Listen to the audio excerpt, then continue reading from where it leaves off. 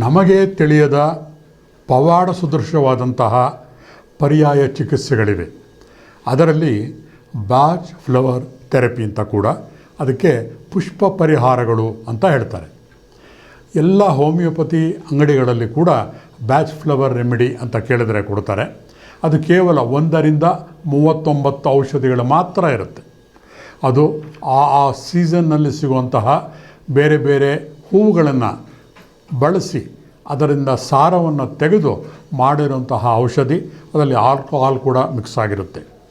ಎಷ್ಟೋ ಸಲ ಎಲ್ಲ ಔಷಧೀಯ ಪದ್ಧತಿಗಳು ನಮಗೆ ವರ್ಕ್ ಆಗದೇ ಇದ್ದಾಗ ಈ ಬ್ಯಾಚ್ ಫ್ಲವರ್ ರೆಮಿಡಿನ ಉಪಯೋಗಿಸ್ಕೋಬೋದು.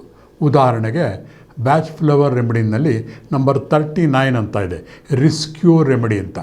ಸಡನ್ನಾಗಿ ಯಾವುದಾದ್ರು ಒಂದು ವಿಷಜಂತುಗಳು ಕಚ್ಚಿದಾಗ ಅಥವಾ ಕೈ ಮೇಲೆ ಸುಟ್ಟ ಗಾಯಗಳಾದಾಗ, ಈ ಥರ ಆಕ್ಸಿಡೆಂಟಲ್ ರಕ್ತಸ್ರಾವವಾದಾಗ ಈ ಬ್ಯಾಚ್ ಫ್ಲವರ್ ರೆಮಿಡಿಯನ್ನು ಸ್ವಲ್ಪ ನೀರಿನಲ್ಲಿ ಅಪ್ಲೈ ಮಾಡಿ ಹಾಕಿದಾಗ ತಟ್ಟಂತ ನಿಂತು ಹೋಗುತ್ತೆ.